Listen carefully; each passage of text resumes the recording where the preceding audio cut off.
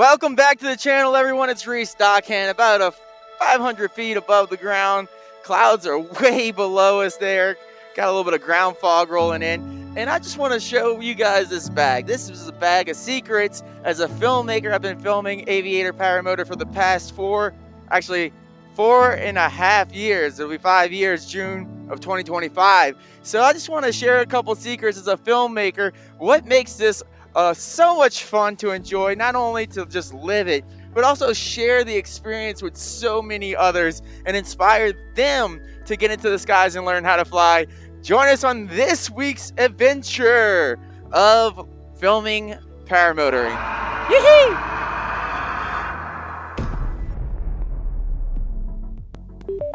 Let's start in the beginning, shall we? Before the flight, there is a pre-flight, and as a camera ship, your pre-flight gets more complicated.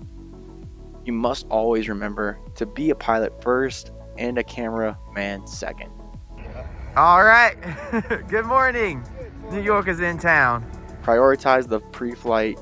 Use a systematic approach for each category so that you ensure you're doing the next step appropriately. For example, during this morning's pre-flight, I had to get a zip tie to secure my net to the frame after I found a busted net tensioner. After the pre-flight is complete, I tend to turn on my audio systems. Mesh intercom on. Open mesh channel 1. And finally the GoPro. And check framing. Afterwards, I set up the wing, but always being a good pilot, making sure you check the winds and don't get complacent. This morning, the winds were actually very switchy, which is uncharacteristic for Lake Wales. Yeah, my normal satchel was lent out to Brennan to go to Salton Sea, so we're rigged up. We're gonna try to take off and just get some flights in the sky. Clear prop. After much deliberation and watching students fail launches left and right, I made the call to reset the wing in a more appropriate location and direction. Now it's time for takeoff. Leg, waist, chest, chin. Roads and streets are clear.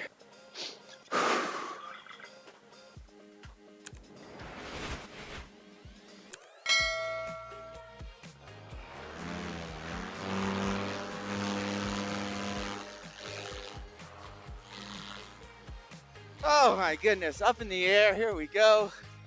Getting it set up. Gonna climb up to an altitude that's safe and get all the equipment out.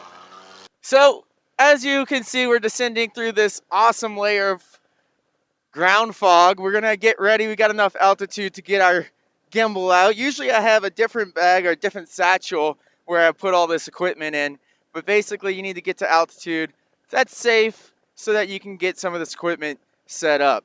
What I'm using is the DJI Osmo Mobile. It's a really awesome tool. It's one of my favorites. As recent as I have developed, a long relationship with cameras in the sky, I found lighter is better. And so what we're doing now is we're gonna open up the Osmo Mobile app. It's called DJI Memo. It's always good to start off Just with to a confirm, clean you'd like to lens. call Matthew DPI Mobile? Your current altitude is near 600 feet. Problem with technology is it's a little troubling when it's trying to call your work partners. I'm gonna try to button this up.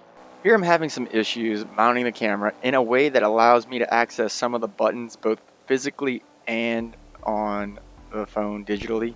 Now on the gimbal, there are some switches that allow you to adjust the mode as well as the angle using a joystick, and digitally on the screen of the phone, you can change whether you're doing video, photo, as well as press record change the settings to the frame rate, which I'll go over a little bit later in this video. But this is probably the most dangerous part of filmmaking in the sky. Your attention becomes divided ever so slightly, and as a pilot in command, it is important to try and focus primarily on flying. That's an obvious statement to make, but when you have a problem like this, you can become hyper-focused on the problem. But you always need to continue scanning for traffic and maintain your heading and elevation, and make the necessary judgments and adjustments to maybe forget about the gimbal for a minute and focus on flying. So The Osmo Mobile has an awesome extension feature that I love to use, but this is my backup knee gimbal that I just built because I gave Brennan my primary knee gimbal mount knee pad to go to Salton Sea. And in this version, I didn't secure the mounting portion all the way down to the shin part of the device. So the additional leverage with the selfie stick fully extended isn't playing well with the knee gimbal mount. You know, this is why it's very important to understand the buttons and how each press, you know, affects the phone or the camera in this instance, because you don't want to fiddle with this thing for a long time. You want to minimize the in-flight distractions and get the camera operational as quickly as possible. Wow, that was actually incredibly challenging to get configured, but now we've got it figured out. So we've got our knee gimbal set up. We're gonna retract. We've got our knee gimbal set up. We're gonna retract this out of frame and go play with some of this fog for a little bit. So let's talk about getting started in filmmaking. First and foremost, if you want to become a full-time filmmaker, it's important to start with a tribe. Basically, film what you love to do and don't expect to get paid right away. Just use a method called free to fee. So basically, you get started and someone notices your work and they say, wow, I have a business and I want to create some work like that for my company. Would you be available? And then you can start just developing a rate. That's pretty cool with our shadow. You have been flying for 10 minutes. Your current altitude is near 200 feet. So step one, film your tribe. Find something you love doing and continue to do it. With paramotoring, it's to start with the love of aviation. So I absolutely adore anything aviation. And anything that can inspire someone to come into the skies is something I'm interested in doing, whether it's drone racing, full aviation like general aviation or STOL, or paramotoring.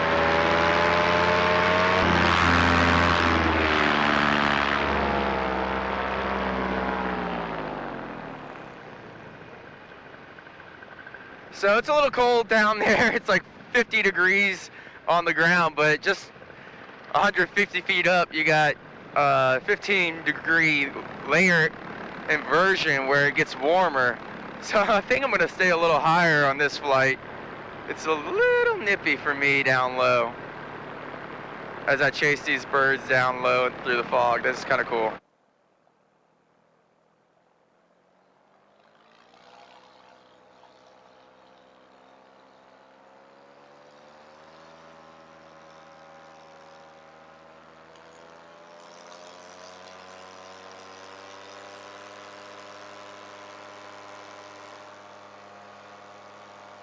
Oh, that's so rad, a bald eagle.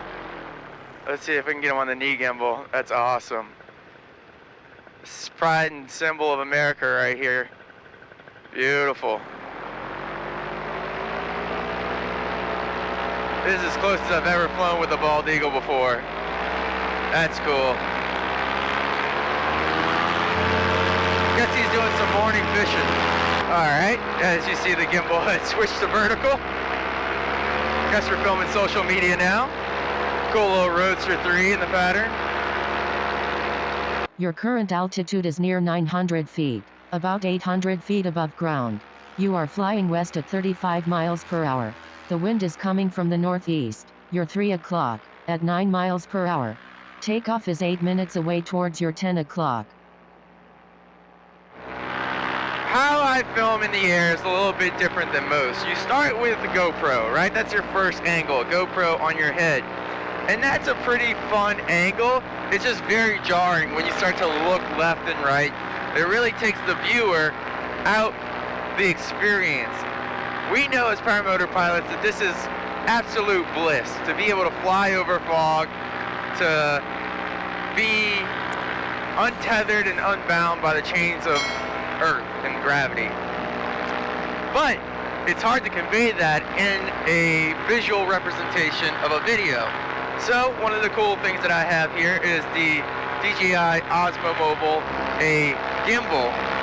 Oh my gosh, and I just want to show you there's like this reflection of the clouds up above that's showing a rainbow, and it's beautiful, it's spectacular. And the gimbal, you know, really does a great job of capturing that moment. It's super smooth, it's stable, and it kind of embodies what I envision paramotoring feeling for me. Is it for everyone? Absolutely not. Are you expected to go out and spend all this money for fun? No, absolutely not. It makes sense for me where I am in my business to push the research and development of cinematography in the sky. This is what I found to be the best solution. It's light, it's using your cell phone, which the cell phone industry is insane. So I just want to kind of toggle through some things. I'll stop pressing record so you can see the full menu. Basically, you're going to take a few moments to figure out and realize there's a lot of things on this gimbal that can make it a pain in the butt to use in the sky. So you're gonna want to use all the time available to learn this gimbal on the ground. As you can see the heads-up display on my phone, you've got all the different settings, whether it's 4K, 30 frames, 60 frames, whatever you decide to shoot in, all there and available. One of the greatest things that I found using this gimbal is the ability to track. So let's say we wanted to draw a box over this tree down here. Oh.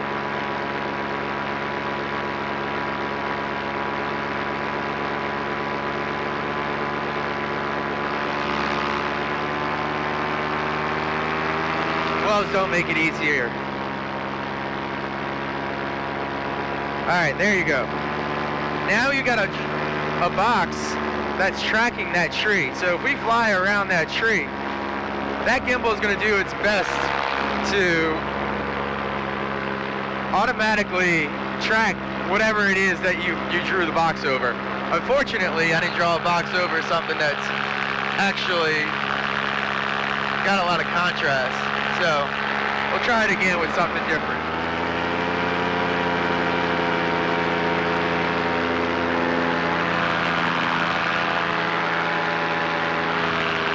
All right. Now the screen recording has stopped. I'll try to get back on, but I drew a box over this wing, and I'm able to fly without adjusting the camera, and it's going to track that wing. Try to trim all the way in.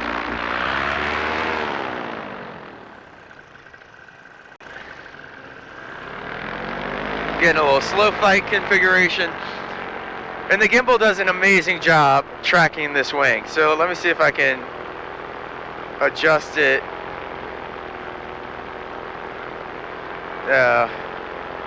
Trying to do a screen record, but I'm just gonna let it ride. Oh, look at that. Found some coyotes, a pack of coyotes underneath them. Wow, 3 of them. He's laying down like, don't look at me, don't look at me. That's pretty cool.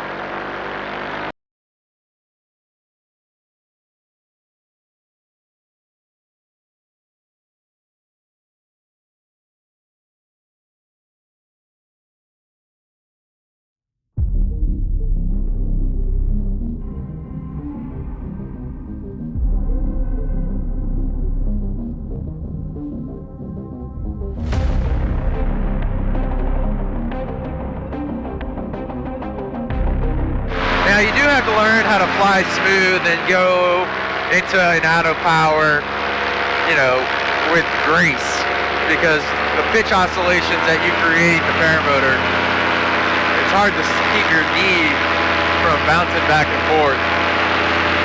And then you gotta adjust your trim range so that you keep a safe distance from your subject matter, and always keep your head on a swivel. So besides filmmaking, you still need to pilot the aircraft. And we don't know if he knows that we're here, so we'll kind of stay within range of his vision as well.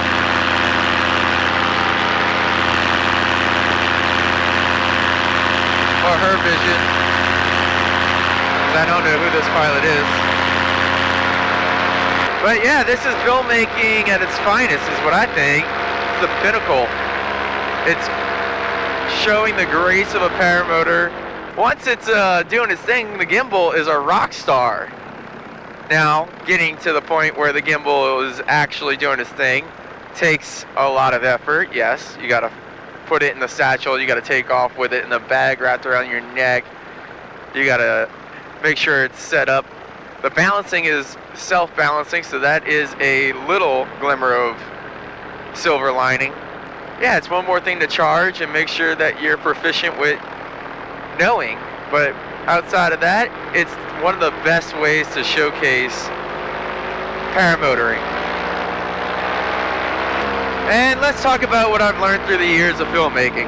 I think the Insta360 is one of the best tools for telling the tale because it shows the character. It points the camera back at you. It can show the paraglider, the wing itself. So, as much as I hated showing up in frame in the gimbal, it's one of the most useful tools as a storyteller. Next is the ability to record audio. That is a huge headache. So for audio, I'm using a Micro Avionics headset, the PM100, tapped into the GoPro, recording through the media mod.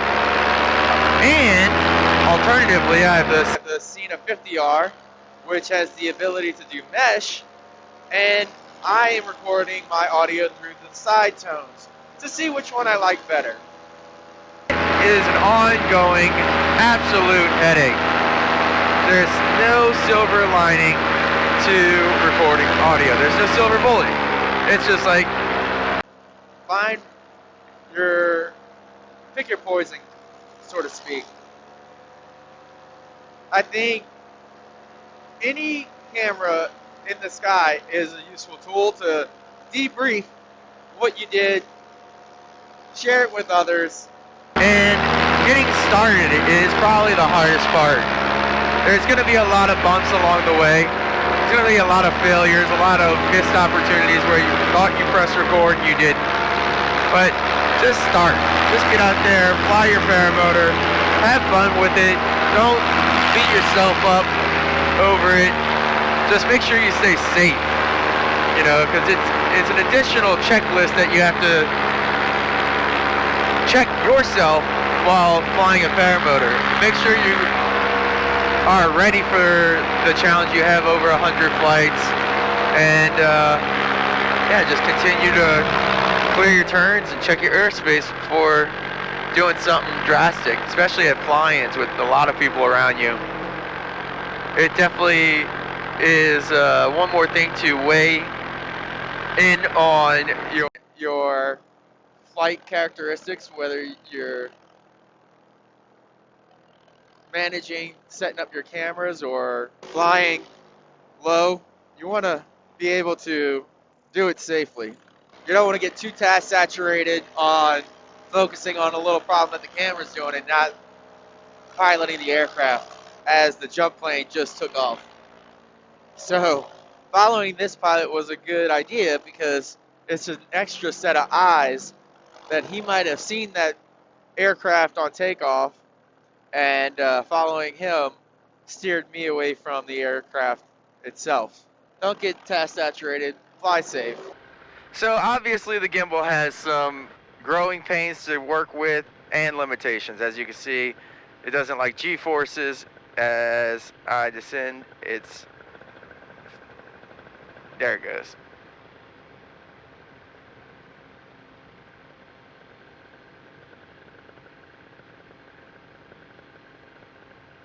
It takes a little bit to learn how to reset it, but it really doesn't shine unless you have like a subject to chase.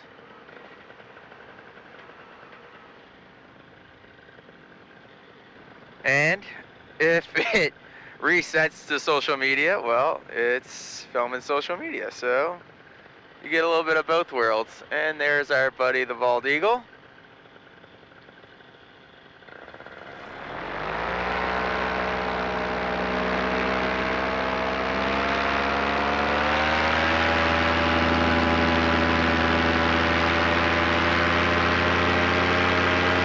It's got limitations as previously discussed, but one of the great things is it is awesome at a hands-free tracking when you have a subject like a paramotor. Things are just not working out, but this is why you test them, right? So my previous knee gimbal had a long PVC pipe that attached to the bottom part, and as you can see, this keeps flopping back and forth. Less desirable. So the PVC that stretched down to the shin part of it never had this problem, and it can carry a lot bigger of a gimbal because it's a little bit more heavy duty. I did this one because I didn't need much, but I didn't realize that this knee flat was going to be such a big pain in the butt. Obviously not using this as it's designed. The next part, after you've done all this amazing filmmaking, is the most arduous part. It is editing and data managing and what your intentions are and where you're going to put all this data. Is it going to live on the internet? You're going to start a YouTube channel. That's it for this week's episode. I hope you enjoyed that and found some useful information in there to take your filming and creativity to another level. It is going to be a unique approach for anyone getting into the skies, whether it's just a GoPro or if you're going to take it to the next level with audio. But I'd like to hear what you're doing out there to get good audio and if you are using a knee gimbal. So make sure you comment down below your channel. I'd love to do a community spotlight highlighting paramotor pilots that are getting their YouTube channel started.